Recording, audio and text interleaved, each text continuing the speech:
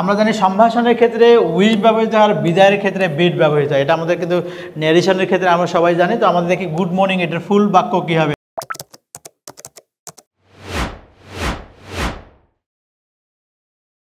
আমাদের আজকের ক্লাসে তোমাদের স্বাগতম। আমাদের আজকের ক্লাস ট্যাগ কোশ্চেন পার্ট 3। আমাদের এখানে অনেকগুলো বাক্য দেওয়া আছে। দেখো, thank you, welcome, good morning, good night, sorry, how sad, what a pity, এইরকম বাক্যগুলো ট্যাগ কোশ্চেন কী হবে স্যার? এখানে তো অনেকেই আমাদের প্রশ্ন করেছে যে এইরকম বাক্যগুলোর ক্ষেত্রে ট্যাগ কোশ্চেন অসম্পূর্ণ বাক্য। এগুলোকে অসম্পূর্ণ বাক্যগুলো দেখো আমরা সম্পূর্ণ করে কীভাবে তোমাদেরকে দেখাচ্ছি। যদি আমরা বলি থ্যাংক ইউ, এটার ফুল ফর্ম কী হচ্ছে? বাক্যটা হচ্ছে আই থ্যাংক ইউ। বাক্যটা হবে কি আছে? I thank you. এখন থ্যাংক ইউ এর ট্যাগ কোশ্চেন করতে গেলে তোমাকে এই বাক্যটার কথা মনে রাখতে হবে। যদি আমরা এইটার এখন আমরা হচ্ছে ট্যাগ কোশ্চেন করতে যাই, আমাদের বেস ফর্ম আছে, তার মানে এখানে কি আছে? যেহেতু আই আছে তার মানে ব্যবহৃত হবে এখানে ডোন্ট, তারপরে প্রোনাউন ফর্ম কি নিয়ে আসলাম? আই নিয়ে আসলাম, শেষে তো কোশ্চেন মার্ক এখানে দেওয়াই আছে। তার মানে থ্যাংক ইউ এর ট্যাগ কোশ্চেন তাহলে কী হবে? ডোন্ট আই হবে। কেন হবে? কারণ এটা হচ্ছে ফুল ফর্ম হচ্ছে কি হচ্ছে? I thank you. খেয়াল রাখতে হবে, যদি কোনো বাক্যের অবজেক্ট ইউ হয় সেই বাক্যের সাবজেক্ট কিন্তু বেসিক্যালি আই হয়। অনেকে বলে ইউ হইতে পারে, হ্যাঁ হতে পারে, সেটা আলাদা হিসাব, কিন্তু থ্যাংক ইউ এর ট্যাগ কোশ্চেন ডোন্ট আই হবে। তো এখানে আমরা দেখি ওয়েলকাম, এটার ফুল ফর্ম কী হচ্ছে? You are welcome. এটাকে যদি আমরা ট্যাগ কোশ্চেন করতে যাই, এখানে কিন্তু আমাদের অক্সিলারি ভার্ব আছে, তাহলে কোনো কথাই হবে না। তাহলে এখানে হবে কি হচ্ছে? আরেন্ট, এই যে ইউ, আমাদের তো কোশ্চেন মার্ক দিয়ে আছে। দেখো, তাহলে ওয়েলকামের ট্যাগ কোশ্চেন কী হবে? Aren't you. কেন হবে? তোমাকে মাথায় রাখতে হবে যে আমরা ওয়েলকামের ফুল ফর্ম কী হচ্ছে আমরা যদি বলি, তাহলে এখানে ইউ আর ওয়েলকাম। পরেরটা দেখি গুড মর্নিং। আমরা জানি সম্ভাষণের ক্ষেত্রে উইশ ব্যবহৃত হয় আর বিদায়ের ক্ষেত্রে বিড ব্যবহৃত হয়। এটা আমাদের কিন্তু ন্যারেশনের ক্ষেত্রে আমরা সবাই জানি। তো আমাদের দেখি গুড মর্নিং এটার ফুল বাক্য কী হবে? I wish you good morning. আর গুড নাইট এটার ফুল বাক্য কী হবে? I bid you good night. তো এখানে দেখি উইশ আসছে, তার মানে এখানে কী হচ্ছে? আমাদের ব্যবহৃত হবে এখানে হচ্ছে কি হচ্ছে? ডোন্ট।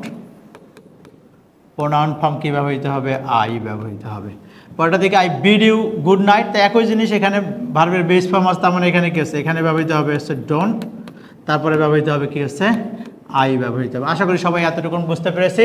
যদি কারো কোনো সমস্যা থেকে থাকে তাহলে অবশ্যই আমাদেরকে কিন্তু কমেন্ট সেকশনে জানাতে ভুলবে না। যদি তোমরা আমাদের যে কোনো সমস্যার কথা বলো তাহলে আমরা সেটা সমস্যার সমাধান করার চেষ্টা করবো ইনশাআল্লাহ।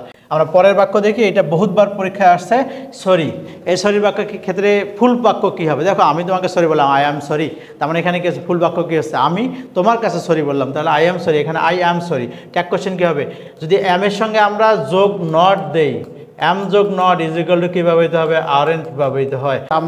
আমরা চারটা অক্সিলারি ভার্বের কথা জানি, যেটা ব্যতিক্রমে একটা অ্যাম যোগ নট আরেন্ট ব্যবহৃত হয়, শ্যাল যোগ নট শ্যান্ট, উইল যোগ নট আমাদের ওন ব্যবহৃত হয়, এবং ক্যান যোগ নট কী ব্যবহৃত হয়? ক্যান্ট, CAN অ্যাপোস্ট্রফি ক্যান ব্যবহৃত হয়। এটা আমরা ট্যাগ কোশ্চেনের ক্ষেত্রে বিশদভাবে ব্যাখ্যা করেছি অনলাইন ক্লাসগুলোতে। এটা আজকে শর্ট ক্লাস, ওই জন্য আমরা বিশদ ব্যাখ্যা না করি। এখানে সরির ফুল ফর্ম হচ্ছে কি? আই অ্যাম সরি ফুল বাক্য। এক্ষেত্রে কী ব্যবহৃত? অ্যাম যোগ নট, তাহলে এখানে হচ্ছে কি হচ্ছে? আরেন্ট ব্যবহৃত করবো আমরা, আরেন্ট, তারপরে ব্যবহার করবো আমরা আই। আচ্ছা, আমরা পরের বাক্যটা দেখি। তাহলে পরের বাক্য দেওয়া আছে হাউ স্যাড। এটা কিন্তু আমরা সবাই জানি যে এটা এক্সক্লামেটরি সেন্টেন্স। এক্সক্লামেটরি সেন্টেন্স যদি সাবজেক্ট এবং ভার্ব খুঁজে না পাওয়া যায় তাহলে সেখানে ইট এবং ইজ ধরে নিতে হয়। তাহলে দেখো ফুল বাক্য হাউ স্যাড ইট ইজ। তাহলে দেখো, এখন লক্ষ্য করে দেখো, এখানে অক্সিলারি ভার্ব আছে, সাবজেক্ট আছে, তাহলে কোনো কথাই হবে না। তাহলে এখানে হচ্ছে ইজন্ট, এরপরে কি হচ্ছে?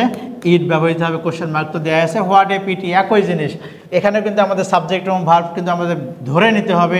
তাহলে what a pity it is আছে এখানে, তাহলে এটা ভার্ব, তার মানে আমরা ব্যবহার করলাম কি হচ্ছে?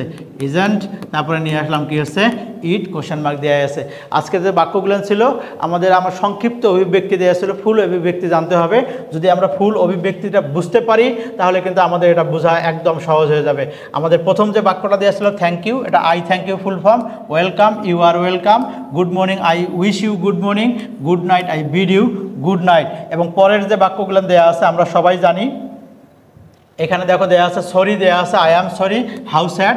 আমি বলেছিলাম এখানে সাবজেক্ট এবং ভার্ব না থাকলে ইট ইজ ধরে নিতে, how sad it is. What a pity, এখানে কিন্তু ইট ইজ ধরে নেব। যদি আমরা এই ফুল ফর্মগুলো জানি তাহলে সহজে আমরা ট্যাগ কোশ্চেন করতে পারবো।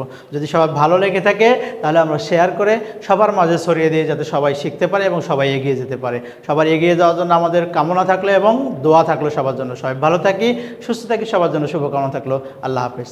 ভর্তি হতে ভিজিট করুন www.online.rcctube.com অথবা কল করুন 09613 662 000 এই নাম্বারে।